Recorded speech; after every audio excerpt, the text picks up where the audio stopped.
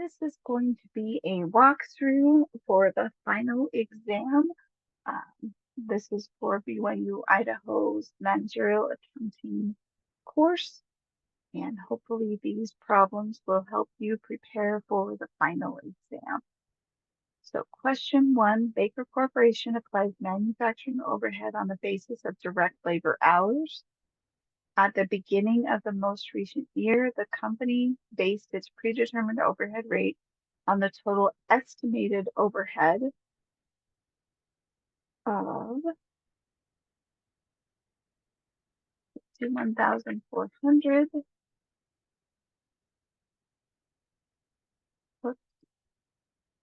Oh, 61,400 and 2,000 estimated direct labor hours. Actual manufacturing overhead for the year amounted to 63,350, and actual direct labor hours were 1,850. The applied manufacturing overhead for the year was closest to. So if you remember, when you do applied, it's the one that's in the middle. Estimated happens at the beginning of the year when we really don't know what's going on. And that's where we figure out our predetermined overhead rate. And then actual numbers come from the end of the year when the bills have come in and now we know how much we spent. Applied comes somewhere in the middle where we know how long or how many hours we actually used, but we don't know the actual cost yet. And so that's why we use the predetermined overhead rate times the actual hours. So applied is somewhere in the middle where that somebody in the accounting department needs to put some kind of a cost on the books. So we need to figure out predetermined overhead rate, which will be the estimated overhead divided by the estimated hours. So there's my predetermined overhead rate. And now I can take my predetermined overhead rate times my actual hours to get my applied manufacturing overhead of 56,795. Question 2. A soft drink bottler incurred the following factory utility costs. So they have 3,561 when they do 800 cases, and they have 3,658 when they do 1,200 cases. So again, this is going to be the high-low method. And because we know total fixed cost, somewhere between these two numbers is the same total fixed cost. The difference between the two is the variable. So high-low helps us find the variable factory utility cost per case. So I need to find the difference in the cost. So I take the high cost minus the low cost, and then the difference in the activity level, or in this case, the cases. So I take the high minus, whoops. Okay, I take the high minus the low.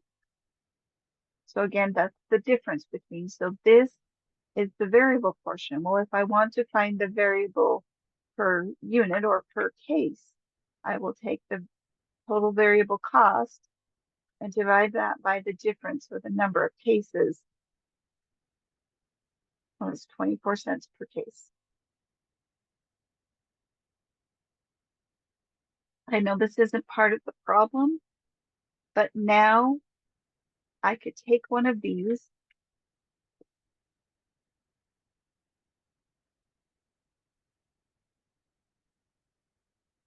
and I could figure out what the total fixed cost is.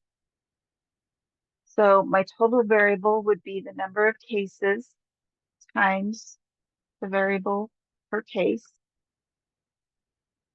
And then my total fixed would be the total utility cost minus the variable cost equals the fixed. Because variable cost plus fixed cost equals total cost, right? And now just to show you that I'm not crazy, I will do it for the high. So I will take the 1,200 cases times the variable per case.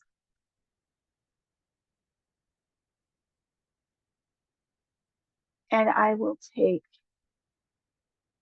total cost minus the variable cost, and it equals that same total fixed cost. So now you know how to find any part of this problem, even if they give you different numbers and you have to figure out some of them.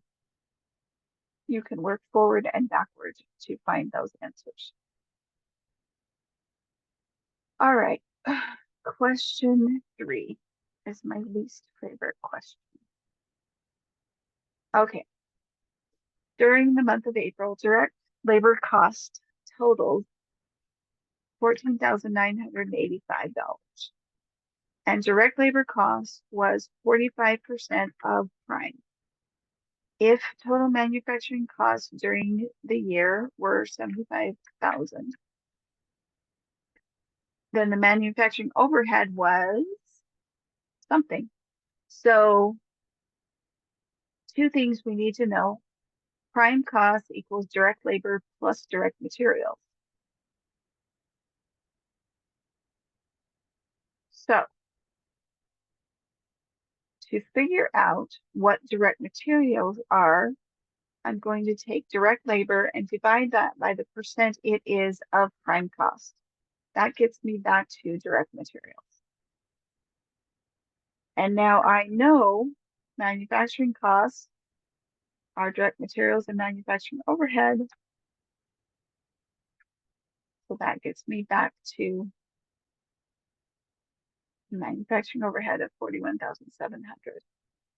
So it's just, you need to know this information in order to find this information. Question 4. Floric Incorporated produces and sells a single product. The company has provided its contribution format income statement for March. Okay, so it's made from 6,200 units. Then my sales are 217,000. 7,800 variable. Contribution margin is sales minus variable. Fixed expenses are 87,900. Net operating income. I know I could just type in the numbers they gave me, but this helps me remember those formulas and make sure I didn't make any typos. If the company sells 6,400 units, its net operating income should be closest to. Okay, so there's several ways that we could figure this out. But the first thing to note is at 6,200 level of activity, our fixed expenses are covered. So that means the contribution margin from the extra 200 units will go straight to net operating income. So let's see if I can do this right. So the contribution margin per unit is the total contribution divided by the number of units. So my contribution margin is $16 per unit. So if I make 200 more units, right? 6,400 minus 6,200 is 200 units. Then I can take 200 units times $16.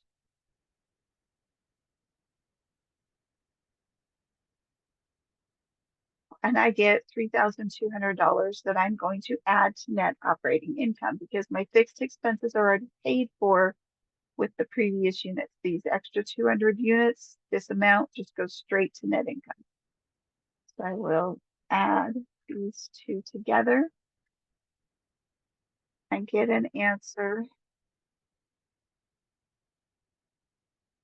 of 14,500. which is the final answer. Okay, I could also go through the process and figure out all the per unit costs, figure out the whole thing, sales, variable, all the way down, and get the same answer. One other way that you could do it would be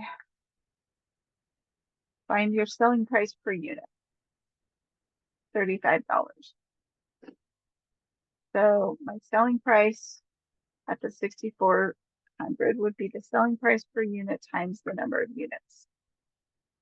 Now, if I figured out my contribution margin ratio, which would be contribution margin divided by sales at the 6,200, I know that 46% of that $224,000 in sales is my contribution margin. So new sales and net total times contribution margin ratio equals much.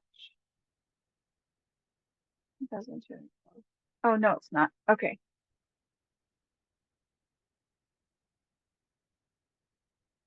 And in this instance, I would still need to subtract my fixed expenses from that amount because that's total sales again. So there's my 14,500. The reason I didn't have to subtract it here was because I was just figuring out the contribution margin for the 200 at additional units. In this instance, I figured out the contribution margin for all of the units. So that's why I had to subtract the fixed expense again. So there's lots of ways to come up with the right answer. Just do the one that makes the most sense to you. All right, question 5. Bowie Corporation's fixed monthly expenses are 26,500. Its contribution margin ratio is 61%. Assuming that the fixed monthly expenses do not change, what is the best estimate of the company's net operating income in a month when sales are $85,000? So I could go through and I could figure out what my variable is. I could figure out what my contribution margin is.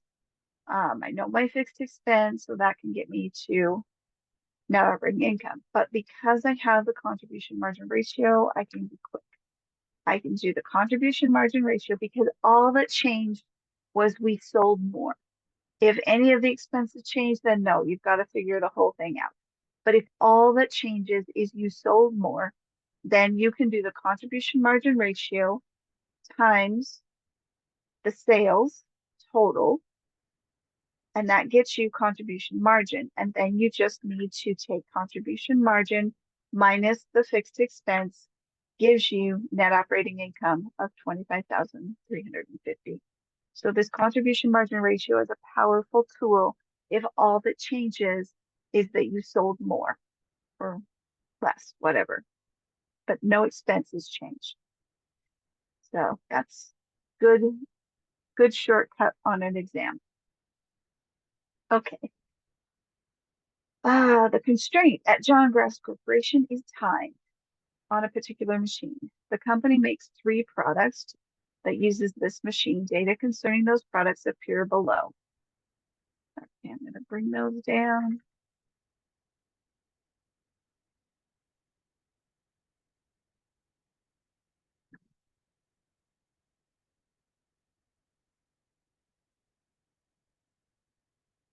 Oops, typo.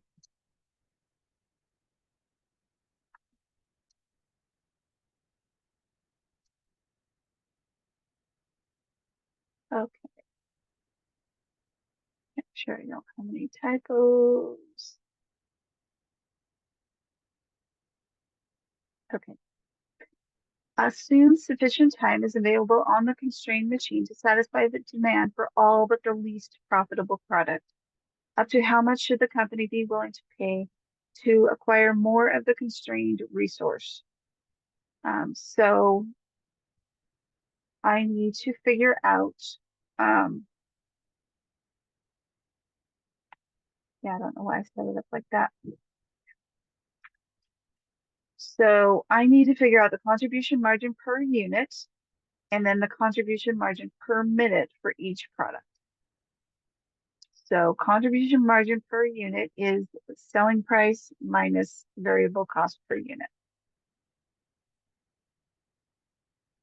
And because I didn't anchor anything, I can drag that across. This is why I love doing it in Excel. I can make these charts and make it go very quick. Okay, contribution margin per minute is what we're looking for. So I need to take the contribution margin per unit and divide it by the number of minutes to make 1 unit. So that gets me to the contribution margin per minute. So what we're looking for is how much more than our normal price we should be willing to pay to get and finish the least profitable product, which is LQ. So this, we want to break even for this product. So the contribution margin that it brings in is how much per the constraint, right, per minute on this problem. I should be willing to pay $10.50 more than normal to get more time on the machine to make LQ. And that way I've made a lot of money from making all these other products and up to what I had time for of the least profitable. And now I just want to make my customers happy and I don't want to lose money. So anything this product brings in for those extra units I'm going to make, I should be willing to pay for that to get more time on the machine. And that way my customers are happy and I didn't lose money. Even though I didn't make money, I didn't lose money. So $10.56, the contribution margin per minute of the least profitable product. Okay, question 7. Kashan Corporation makes and sells a product called Mini Warp. One Mini Warp requires 1.5 kilograms of the raw material Jerschlon. Okay, so the Mini Warps are the units, Jerschlon is the raw material, just so we're clear. Budgeted production of Mini Warps for the next 5 months are as follows. Okay, so I'm gonna bring that down.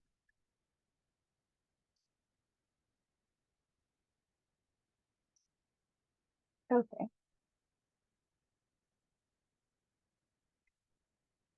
The company wants to maintain a monthly ending inventory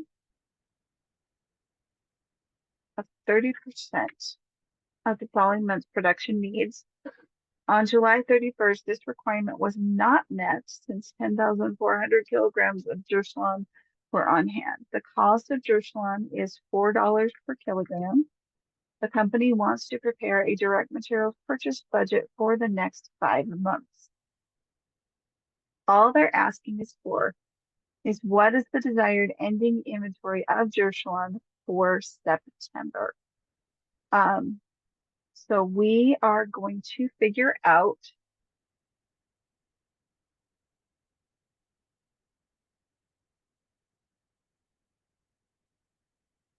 let's see.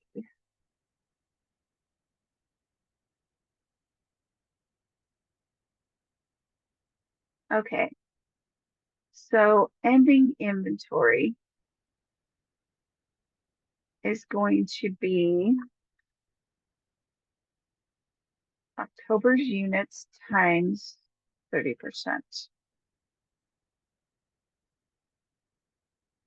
times the number of kilograms per unit.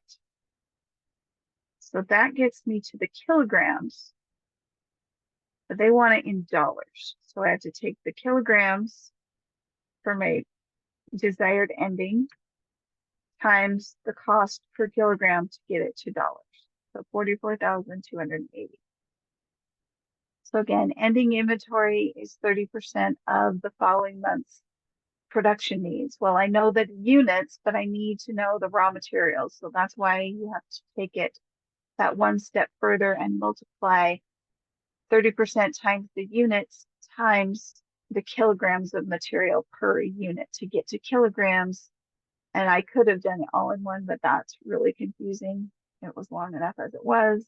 And then you take the number of kilograms that you need and times it by the cost per kilogram to get to the dollars. All right, question 8. Odo Corporation makes a product with the following standard cost. So everything within here is a standard cost. Let's see. 3, 7, 21, 3, 7. Right? Yes, so 3 ounces, $7 an ounce. The cost per unit is 21. This is 7 direct labor, and I already forgot. 20 and 14. Oh, I did that wrong. So this should have been 0.7. So it's 0.7 out of an hour. I pay him $20 an hour, so that means it costs me $14 because it doesn't take a whole hour. It's just 0.7. And then variable overhead is 0.7, $5 an hour, and $3.50. Okay. The company reported the following results. That means everything below here, except for this top line, is actual. So originally budgeted output was 4,400. Whoops. 4,400. Right there. Actual output was 4,200 units. Raw materials used, 12,820. Actual direct labor hours, 3,160. Purchases of raw materials is 14,500 ounces. Actual price was $6.80 per ounce. Direct labor rate actual was 18.30. Actual variable overhead rate was 5. Okay, they want to know the labor efficiency variance. So it's going to be actual hours times standard rate, one in the middle, minus standard hours times standard rate, the one at the end. So actual hours, and I'm doing labor. So actual hours times the standard rate for labor is $20. And standard hours. So again, there's a couple of calculations here. So SH, I'm going to take the actual units times the standard amount of time allowed per unit. That gets me to SH times the standard rate. So SH, you've always got it. It's going to be 2 numbers just to get to SH, and then you multiply it by the standard rate. So labor efficiency variance, standard minus actual,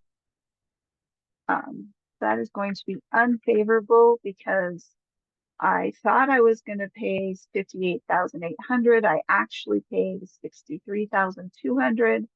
Actual is more than standard, so that is unfavorable. We never like it when we're paying more than we thought we should.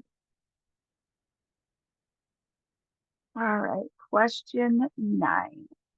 Carter Lumber sells lumber and general building supplies to building contractors in a medium-sized town in Montana. That's nice. Data regarding the store's operations are as follows. Sales are budgeted at 38,000 for November, 39,000 for December, and 380,000, sorry, for November, 390,000 for December, and 400,000 for January. Let's bring that down.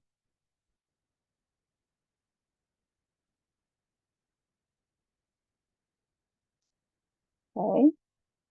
Collections are expected to be 70% in the month of the sale, 27% in the month following the sale, and 3% uncollectible. That's awesome, but all we need to know is the 3% uncollectible. The cost of goods sold is 65% of sales. And with that, whoops, no typos. The company desires to have ending merchandise inventory equal to 80% of the following month's cost of goods sold. Payment for merchandise is made the month following the purchase. That is also nice, but I already know what they're going to ask me for, so I know that I don't need to know accounts receivable stuff. Other monthly expenses to be paid in cash are $22,000. So, and that is per year or per month, sorry. And then depreciation. Monthly depreciation is $20,000.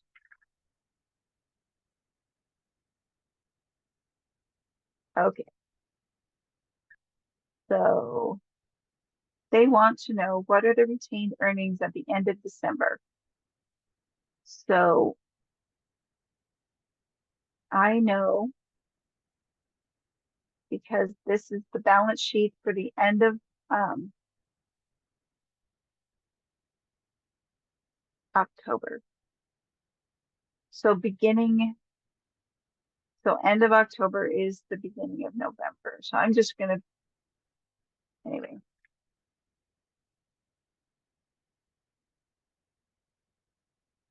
Okay, so end of October is right here. They gave me. Okay, so to figure out November, so we have to figure out November before we can figure out December because net operating income gets added to retained earnings. There are no dividends in this problem. If there were, we would take net operating income, add it to retained earnings, and subtract the dividends. But there are no dividends in this problem. So we're just going to figure out what is net operating income and add that to retained earnings each month until we get to December's ending. So I know that 3% of sales is a bad debt expense. I also know that if I anchor the 3%, then I can drag this formula over one column. And that's as far as I need to go is December. I also know cost of goods sold is 65% of sales. And again, if I anchor this cell, then I can drag it over one. So now, to get to net operating income, I will just take sales minus all these expenses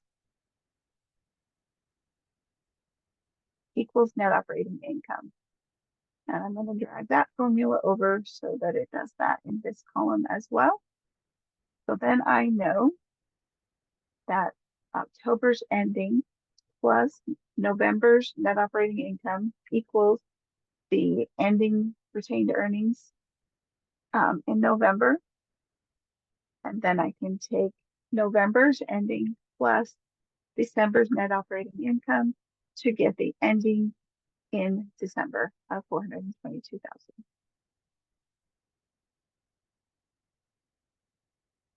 Question 10. Okay. James just received an inheritance check of $8,000 from the estate of his deceased rich uncle. James wants to set aside enough money to pay for a trip in 5 years.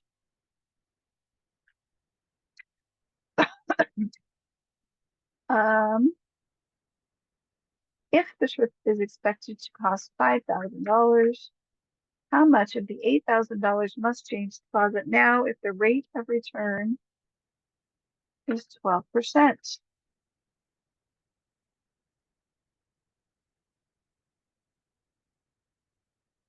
In order to have 5,000 in 5 years. So I'm going to go equals negative PV. I have the rate. I have the periods. I don't have a payment. So I'm going to do another comma, or you could put a 0 between the two commas. And then I have the future value of $5,000 for the trip. So he needs to invest 2,835. So it's within a couple dollars. It's because of rounding is why it's not exact. But that's the PV that he needs to invest now of his $8,000. So lots of numbers they gave you an information that's not relevant, but it's okay. And again, I put the negative in front of the PV because I always forget where to put it here. If you like putting it here, it would have gone in front of the future value. Question 11.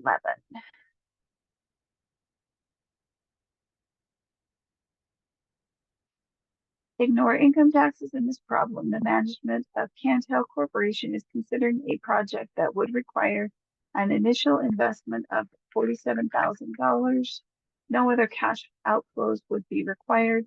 The present value of the cash inflows are $66,080.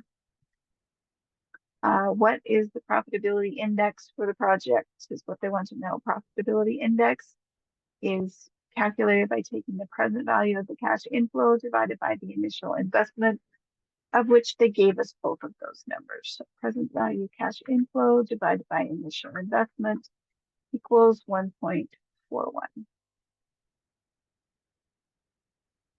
And question 12. This is all chapter 14 stuff.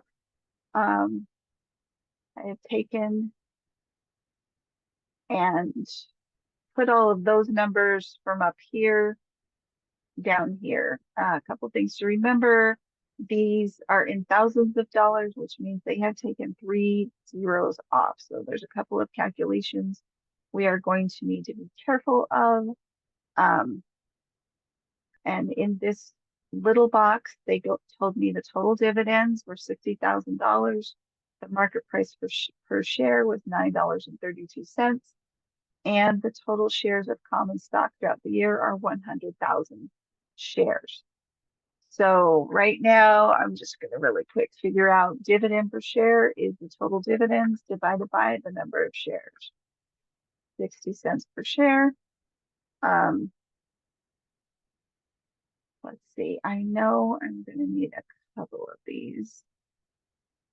So I'm just going to figure out the averages of all of them really quick, even though I know I don't need all of them. But whenever you need to figure out an average, it's equal to, open parentheses, year 2 plus year 1, close parentheses, divide by 2.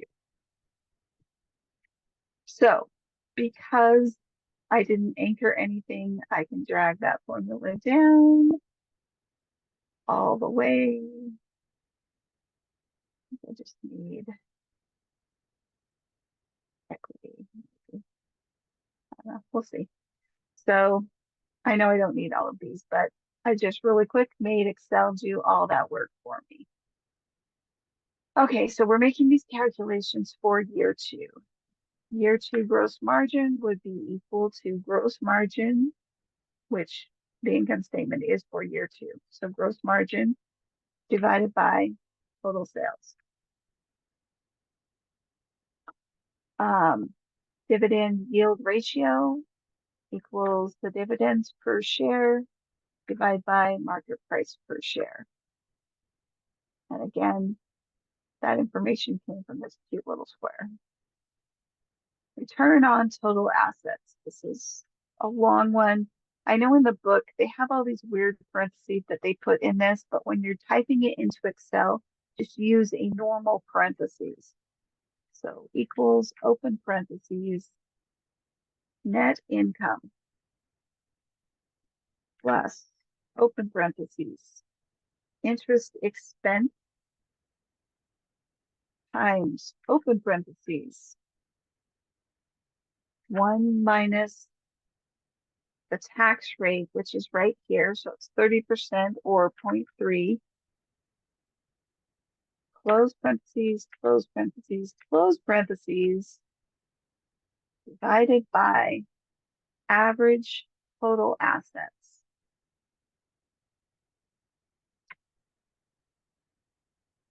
So there's my return on total assets.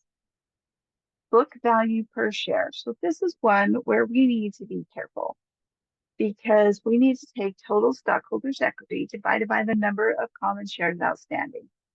The problem is they have given me information here and they have removed 3 zeros. This is in thousands of dollars. They've removed 3 zeros, but they gave me the shares outstanding as an actual number. So either I need to add 3 zeros to my equity for year 2, or I need to take 3 zeros off of my number of shares. So be very careful when you do calculating book value per share on exams. So I am going to do equals the actual number they gave me with the 3 zeros divided by 100, right? That's my 100,000 shares. Took 3 zeros off.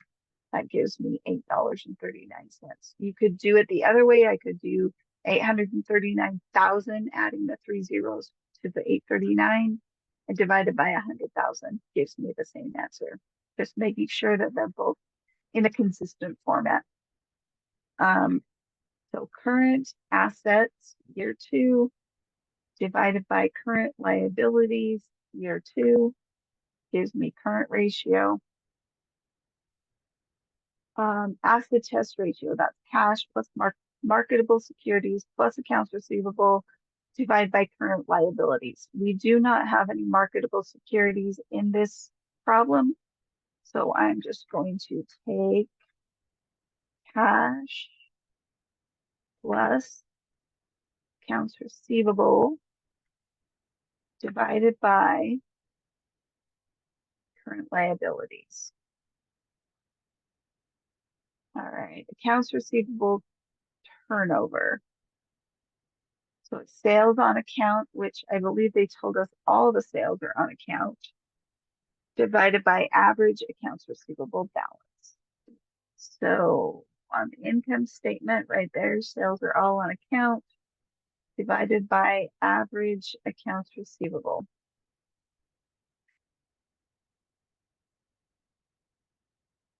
Okay, average collection period then is equal to 365 divided by the accounts receivable turnover. Inventory turnover is going to be, let's see, tired of making me dizzy with my scrolling. Flip my screen. Okay. Inventory turnover is equal to the cost of goods sold divided by the average inventory balance. And then average sale period is equal to 365 divided by the inventory turnover. Times interest earned is equal to the earnings before interest expense and taxes. So it's net operating income divided by interest expense.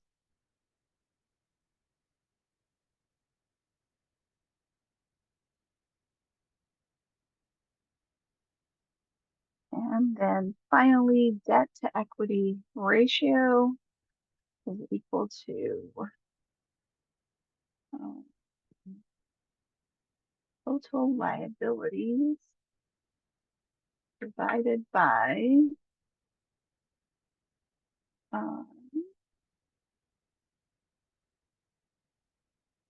stockholders' equity.